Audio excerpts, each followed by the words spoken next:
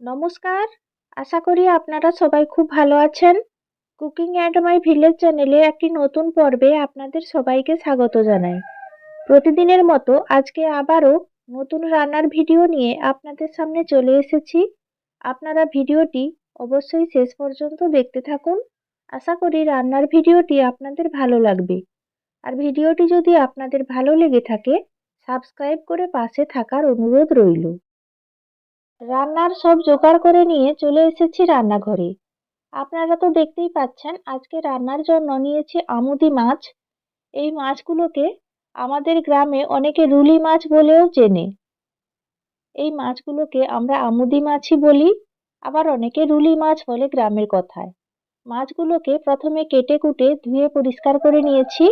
এবার মাছের মধ্যে দিয়ে দিলাম পরিমাণ মতো লবণ আর দিয়ে দিচ্ছি পরিমাণ মতো হলুদের গুঁড়ো। এবার হাত দিয়ে ভালো করে মাছে লবণ ও হলুদের গুঁড়ো মাখিয়ে নিচ্ছি।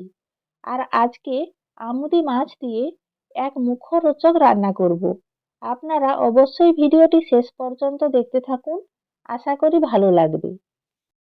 আমুদি মাছের মজাদার টক রান্নাতে দেওয়ার জন্য নিয়েছি বাড়ির বাগানের কচি ওলকপি। আমাদের বাড়ির বাগানের ওলকপিগুলো দেরি করে লাগানো হয়েছে, তাই এখনো বেশ কচি রয়েছে। তুলে এনেছি রান্নাতে দেওয়ার জন্য। আর সরু সরু করে কেটে ভালো করে ধুয়ে পরিষ্কার করে নিয়েছি। আর দেখুন টক রান্নাতে দেওয়ার জন্য নিয়েছি পাকা তেঁতুল। পরিমাণ মতো পাকা তেঁতুল নিয়ে নিয়েছি। আর এই তেঁতুল যত পুরনো হবে টক রান্নার স্বাদও তত ভালো হবে। এবার তেঁতুলের মধ্যে দিয়ে দিলাম পরিমাণ মতো জল। কিছুটা জলে এই পাকা তেঁতুলগুলোকে আমি ডুবিয়ে রেখে দেব। আর তেঁতুলের মাড় বার করে রান্নাতে ব্যবহার করব। ভেজানো থাকলে মাড়টা বেশ ভালোভাবে বার করা যাবে, তাই এইভাবে ভিজিয়ে রেখে দিলাম। রান্নার জন্য কড়াই বসিয়ে দিয়েছি। প্রথমে মাছগুলোকে ভেজে নেব। মাছ ভাজার জন্য প্রথমে কড়াই ভালো করে গরম করে নিয়ে দিয়ে দিয়েছি সর্ষের তেল। কিছু সময় পর তেলও ভালোভাবে গরম হয়ে গেছে। এই পর্যায়ে লবণ হলুদ মাখানো আমুদি মাছগুলো আমি তেলের মধ্যে দিয়ে দিচ্ছি। আর খুন্তি দিয়ে কড়াইতে ভালোভাবে সব মাছগুলোকে চাড়িয়ে দিচ্ছি, তাহলে সব মাছ সমানভাবে ভাজা হবে। আর দুই দফায় আমি মাছগুলোকে ভাজবো। প্রথম দফার মাছগুলো আমি দিয়ে দিয়েছি। আর এই আমুদি মাছ ভাজতে খুব বেশি সময় লাগে না, অল্প সময়ের মধ্যেই আমুদি মাছ ভাজা হয়ে যায়। কিছু সময় পর মাছের একদিক ভাজা হয়ে গেছে। এবার ধীরে ধীরে আমুদি মাছগুলোকে আমি উল্টে দিচ্ছি। আর এই আমুদি মাছ অনেক সময় ভেঙে যায় উল্টানোর সময়। তাড়াহুড়ো করবেন না আপনারা, ধীরে ধীরে মাছগুলোকে উল্টাবেন, না হলে মাছগুলো ভেঙে যায়। এই আমুদি মাছের ভাজা খেতে কিন্তু দারুণ লাগে। গরম গরম আমুদি মাছের ভাজা খেতে দারুণ লাগে। প্রথম দফায় মাছগুলো ভাজা হয়ে গেছে, তুলে নিলাম। এবার দ্বিতীয় দফায় বাকি মাছগুলো তেলের মধ্যে দিয়ে দিচ্ছি।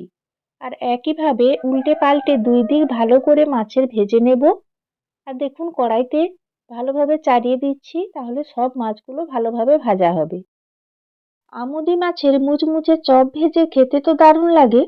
তাছাড়া আমুদি মাছের ভাজা আর আলু মাখা দিয়ে গরম ভাত খেতেও কিন্তু দারুণ লাগে। দ্বিতীয় দফায় মাছগুলোর একদিক ভাজা হয়ে গেছে। এবার ধীরে ধীরে মাছগুলোকে আবারও উল্টে দিচ্ছি। আর এইভাবে সব মাছগুলোকে আমি ভালোভাবে ভেজে নেব। কিছু সময় পর মাছগুলো ভাজা হয়ে গেছে, তুলে নিলাম। আগে থেকে যে তেঁতুল ভিজিয়ে রেখেছিলাম, হাত দিয়ে ভালোভাবে ডলে ডলে তেঁতুলের মাড় বার করে নিচ্ছি। তেঁতুলের মাড়টা ঘন করে বার করে নিচ্ছি। আর খোসাগুলোকে আমি বেছে ফেলে দিচ্ছি। দেখতেই পাচ্ছেন তেঁতুলের মাড় বার করা হয়ে গেছে। এবার মাছ ভাজা কড়াইতে দিয়ে দিচ্ছি আবারও কিছুটা সর্ষের তেল। তেল গরম হয়ে গেছে। এই পর্যায়ে দিয়ে দিলাম দুটো শুকনো লঙ্কা ফোড়ন আর দিয়ে দিলাম 5 ফোড়ন। নাড়াচাড়া করে ফোড়ন ভালো করে ভেজে নিচ্ছি। আর ফোড়ন ভাজা হয়ে গেলে দারুণ একটা গন্ধ বার হয়েছে। এই পর্যায়ে দিয়ে দিলাম সরু সরু করে কেটে রাখা ওলকপি। দিয়ে দিচ্ছি পরিমাণ মতো লবণ। আর একই সঙ্গে দিয়ে দিচ্ছি পরিমাণ মতো হলুদের গুঁড়ো। আর এই পাকা তেঁতুলের টক রান্নাতে মশলা বেশি লাগে না, লবণ হলুদ আর ফোড়ন দিয়ে এই রান্নাটা করলে হয়ে যায়। এবার লবণ হলুদ ওলকপির সঙ্গে বেশ ভালোভাবে মিশিয়ে নিচ্ছি। আর এই পাকা তেঁতুলের টকে ওলকপি দিলে খেতে দারুণ লাগে, ভালোই লাগে খেতে। আমুদি মাছগুলো যেহেতু লম্বা আর সরু মতো দেখতে, তাই ওলকপিগুলোকেও আমি এইভাবে লম্বা আর একটু সরু সরু করে কেটে নিয়েছি। এবার বেশ ভালো করে ওলকপিগুলোকে আমি কষিয়ে নিচ্ছি, তাহলে ওলকপির যে একটা কাঁচা গন্ধ থাকে ওই গন্ধটা আর থাকবে না। আপনারা তো সবাই জানেন ওলকপি একটি শীতকালীন সবজি, আর এই ওলকপির মধ্যে প্রচুর পরিমাণে ভিটামিন সি ও ফাইবার থাকে।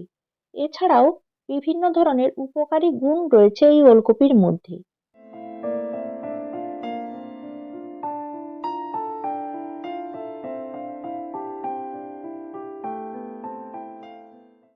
প্রায় 3 থেকে 4 মিনিট নাড়াচাড়া করে ওলকপিগুলোকে ভালো করে কষিয়ে নিয়েছি। এই পর্যায়ে আগে থেকে বার করে রাখা তেঁতুলের মাড় দিয়ে দিচ্ছি। তেঁতুলের মাড় দেওয়ার পর আরও কিছুটা জল লাগবে, ওলকপি সেদ্ধ হবে আর মাছগুলো দেব, তাই পরিমাণ মতো জল দিয়ে দিয়েছি আরও কিছুটা। এই পর্যায়ে 5 মিনিট আমি ঢাকা লাগিয়ে দিলাম। প্রায় 5 মিনিট পর ঢাকনা খুলে নিলাম, আর আপনারা দেখতেই পাচ্ছেন পাকা তেঁতুলের টক খুব সুন্দর ফুটছে। খুন্তি দিয়ে আর একবার নাড়াচাড়া করে সবজিগুলোকে ওপর নিচ করে দিলাম। ওলকপি প্রায় সেদ্ধ হয়ে এসেছে। এই পর্যায়ে দিয়ে দিলাম আগে থেকে ভেজে রাখা আমুদি মাছ। মাছগুলো দিয়ে ধীরে ধীরে নেড়ে চেড়ে টকের মধ্যে ভালোভাবে ডুবিয়ে দিলাম। আর পাকা তেঁতুল দিয়ে এই আমুদি মাছ ও ওলকপির টক হালকা মিষ্টি মিষ্টি লাগলে খেতে ভালো লাগে। টকও লাগবে, আবার হালকা মিষ্টি ভাব থাকলে খেতে বেশি ভালো লাগে। তাই পরিমাণ মতো কিছুটা চিনি আমি টকের মধ্যে এই পর্যায়ে দিয়ে দিলাম। মাছ দেওয়ার পর আবারও 5 মিনিট ঢাকা লাগিয়ে রাখলাম। মাছ দেওয়ার পর আবারও 5 মিনিট টক ফুটিয়ে নিয়েছি হালকা আঁচে। আর দেখতেই পাচ্ছেন জল অনেকটাই কমে গেছে। মাছ, ওলকপি সবকিছু খুব ভালোভাবে সেদ্ধ হয়ে গেছে, আর টকটাও খুব ভালোভাবে ফুটে গেছে। পাকা তেঁতুল আর বাড়ির বাগান থেকে তুলে আনা কচি ওলকপি দিয়ে আমুদি মাছের টক রান্না হয়ে গেছে, বাটিতে ঢেলে নিচ্ছি। আমুদি মাছের মুখরোচক টক রান্না হয়ে গেছে, একদম গরম গরম ধোঁয়া উঠছে এখনো। আর এই আমুদি মাছের টক দিয়ে ভাত খেতে দারুণ লাগে, দুপুরের খাওয়া পুরো জমে যায়। আশা করি এই টক রান্নার ভিডিওটি আপনাদের ভালো লেগেছে। আর এই ভিডিওটি যদি আপনাদের ভালো লেগে থাকে, লাইক শেয়ার কমেন্ট করে পাশে থাকার অনুরোধ রইল। আর আপনারা বাড়িতে একবার এই আমুদি মাছের টক রান্না করুন, একবার খেলে বারবার আপনারা খাবেন, আর খেতেও খুব ভালো লাগে এই আমুদি মাছের টক।